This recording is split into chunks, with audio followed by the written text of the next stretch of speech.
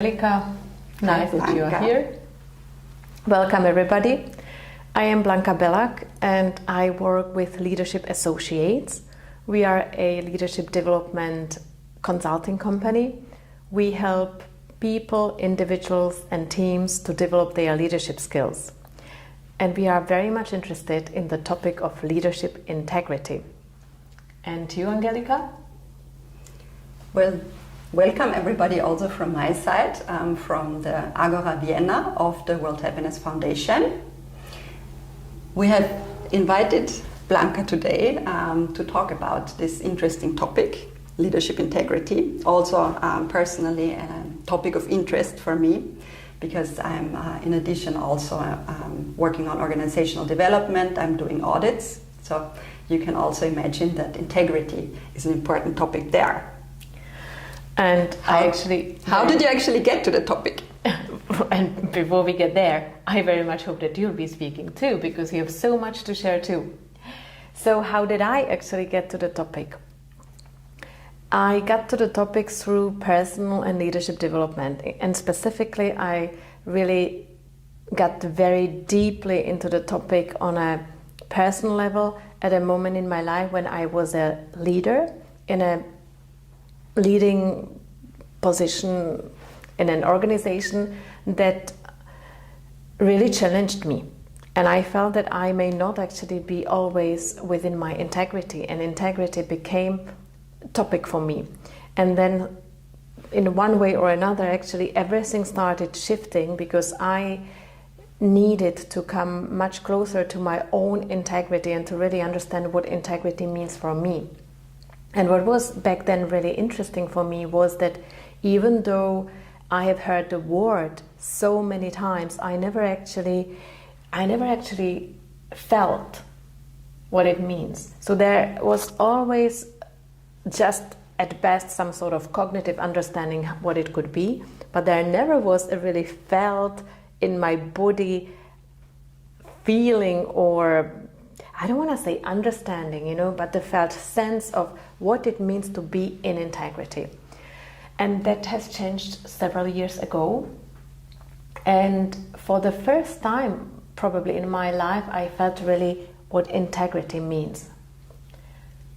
And now probably you are then asking, so what is it really? So for me, it was a full-fledged coming into alignment with who I am and what I stand for in the world. And that doesn't mean that I had immediately 100% clarity on everything. But I just knew that I have moved some very big, sort of like a mountain or blockage, and that I moved much more into a felt sense of being aligned with who I am, and therefore being aligned also with many of the energies around. And it opened a wealth of access to my own wisdom, like the wisdom that I believe is sort of stored in my body, or I actually did not have any cognitive access to, because it is not mental, it's not cognitive, but also the wisdom of the space around, of when you start actually feeling energies much more, let's put it like that, and therefore can also act upon them. So that was my first touch and encounter with leadership integrity. Yeah, I resonate a lot with this, what you said with the alignment. I think the other aspect that I would offer to bring in is also the balancing. For me, at least, alignment is kind of the movement that I connect with it is rather the vertical one. And then also a balance between different polarities that we have to manage as leaders. We have different interests, stakeholder interests in our, not only in the organization, also influencing the organization. We have different set of values, also even within the organization. Different units might have different ways of working, and how do you all bring that together with your own purpose, with the purpose of the organization. And it's a continuous balancing act. I feel. That's interesting because you say balancing, and actually for me, I very much, actually in a way, stopped using that word balancing. I'm looking for win-win-win, or for coordinating the interest and the underlying needs of everybody in a way that is not balancing simply, because that to me also has a connotation of compromise, and compromise is not necessarily the best. So I don't actually use the word balancing, and I rather really feel about how to coordinate the perspectives and the needs, and how to together jointly design a way forward. And I don't even say solution, because not everything has solution, right? You mentioned already polarities, and polarities are not to be balanced, because then actually there is a stillness. Polarities are when the energy can flow, and what we need is really to allow the energy to flow, and to allow it to flow in a way that is bringing positive things. So there's one thing that comes to my mind. And also the other one is that I do not really feel that the alignment then is only vertical, because for me the alignment also will already have many other dimensions. And for me, alignment would also feel very much like being centered. Centering, finding my own center and being able to be on good terms with myself. And that is really at the core of what I understand as leadership integrity. It's really that we move to a space where we are no longer criticizing ourselves and criticizing others. And I do not mean that you cannot say that something isn't wrong. Of course you can. But I mean this self-perpetuating and really perpetual stream of negative thoughts that are just really criticizing, and never anything is good enough, and I am not good enough, and I cannot do it better, and I also tend then to criticize others, because if I'm not good enough, then they cannot be good enough, and all that. And so for me, integrity is really a lot also about being in a state that allows energy to flow. Yeah. Now that you were speaking also about this good enough, for me this is also an interesting aspect that I have seen in organizations. This always striving for the best, which in the end doesn't actually maybe get us to a better place, because we're not moving as we could if we also tell ourselves, okay, this is good enough. And I really like that about the sociocratic approach, to really say, okay, is this good enough for now and safe enough to try? It's something that, where we also as leaders have to be in our integrity to say, it is okay. And also to pass on this the contentment, while having the spirit also of continuous improvement. As a quality manager, that's of course always very important, but also to take the opportunity when something has been achieved to celebrate. Also, this I think it's so important for our happiness also at the workplace, that to say, yes, this is great. We did a great job. So now you brought the next very important aspect of that, and that is happiness.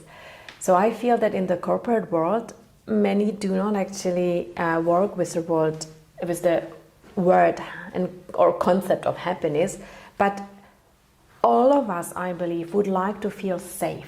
The concept of psychological safety really is very much at home and very much accepted, and all of us probably have some experience with people who are making us feel less or more safe.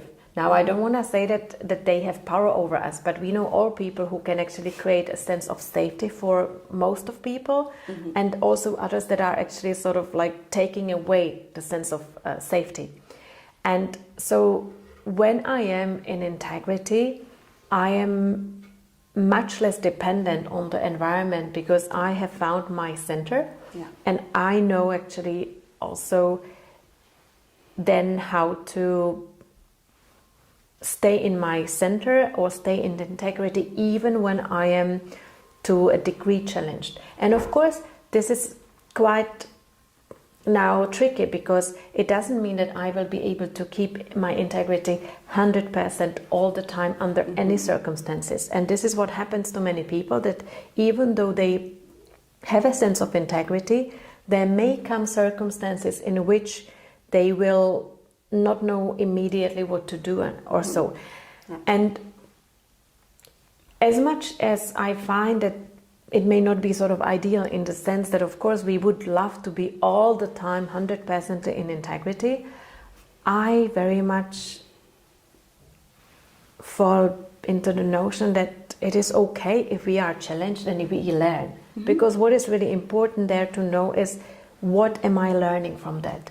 And so the interesting thing for me, or the lesson learned for me, was that once I felt how it feels to be in integrity, the next time when I was out of integrity, because at the beginning, the power of habits is still quite strong, and it's not like that from one day to another you get from black to white and you immediately start doing everything 100% fine. I just really felt the pain of being out of integrity much more intensely. And it was interesting. But what is important for me is the learning from that. So I would really... I really also find that it is important to pay attention to what is it that brings us out of integrity. When are we can say triggered, when are we actually not able to give up our integrity, and also what integrity means in different contexts. If I can just give you an example. Like many years ago, I was working in the field as a human rights officer for one of the international organizations, and back then I felt that as an organization we are not really walking the talk. I really felt that there were issues that actually were not immediately addressed in a way that was, let's say, forceful enough or clear enough. And many years later I understood that there may be good reasons why this wasn't the case, but it really took me years. I was not necessarily the fastest learner, certainly not. And I realized that what I considered a behavior that to me back then looked as out of integrity actually most likely was in integrity, but it was a different plane, different level of integrity. So that is the other thing that I am still learning and discovering, that various people have different ways of being in integrity. And some people, for example, may happen to get into circumstances where they say, this is not compatible with my integrity, and they choose, let's say, to exit a particular situation. They can resign from a work, from a job, or they can just put back some certain areas of responsibility. While others in the same situation would be able and were able to navigate that in a different way. Now, does it mean that they are out of integrity? I don't think so. I just think that very often they have a different understanding of integrity. So that also brings me to the point that integrity is a deeply personal issue. Nonetheless, I'm somehow feeling that there is something that we all have, or that any understanding of integrity has in common, and that is that it is a state in which energies can flow freely. That there are not many obstacles, limiting beliefs, obstacles, this I need to pretend for you because in our workplace we do it like this, and so on. But I can really be wholeheartedly whole as I am. And I am still exploring really the world, what integrity means to different people. I think what you said reminded me a lot. The founder of the World Happiness Foundation, Luis Gallardo, he also wrote an article in terms of what happiness can mean, and one of the areas is fundamental peace. So I think this is. I had the impression that's really what you also mean with this, especially the internal feeling, the integrity. when you were speaking, I was also reminded of different levels of leadership, because you were also saying, different people might experience the same situation in a very different way. And I think this is also something that we have to be mindful of as leaders. It depends a lot on the information that we have as well. If we can, like how we feel about things in a certain situation, also about having to take decisions, and on higher levels we might have a different overview, but at the same time there might be more detailed information at lower levels, and to be mindful of the importance of also the people that I work with to feel in integrity in order to keep the energy flowing in the team. I think that's also an interesting aspect for a leader in terms of leadership integrity. I think that for a leader, it is really important to keep creating conditions in which people can be in integrity. And that means in which people feel in a positive way safe not to do the bad things, because there will not come any follow-up, but in which they can really do the right things. Yeah. And that is how I also understand the link between integrity, leadership, and also integrity in the workplace, where integrity actually gets from the personal realm into the realm of groups, and how we are together in bigger, larger organizations, let's say. But if I can back to the fundamental piece, I have learned a lot about integrity from Katie and Gay Hendricks, and Katie's definition of integrity would be a wholeness, where there is nothing wanting. Yeah. So it is a sense of completeness. So I don't have any unmet needs or any unfulfilled wishes. I am integer and I'm one as I am. But that is a feeling that really many in our society don't experience often. And so it still remains quite elusive for many. Yeah. Yeah, but as you say, I think it's important to create the conditions for people even to understand that how they feel when they are in integrity, in order to have a reference point. But that's the point. It's difficult. That's the point. If we are working in workplaces where actually emotions are considered something that does not belong there, we will never get to integrity. Yeah. And it is so amazing that integrity is barely ever anywhere defined as a concept, but it will be referenced in zillions of mission and vision statements and whatever. And then, let's say, when it will not be mentioned in the job description, but when people are let go for breaches of whatever, then integrity will be there. Yeah. So what is it? How are we as a society really navigating the spaces around integrity? I find that we are really operating here like blindfolded. We use a concept without most of us ever taking time to really feel and understand and learn more about what it really means in day-to-day life. And there will be always the fluffy words about your integrity, it needs courage and so. But what does it mean to be courageous in the workplace? What does it mean really to... how do I say yes? How do I say no? Yeah.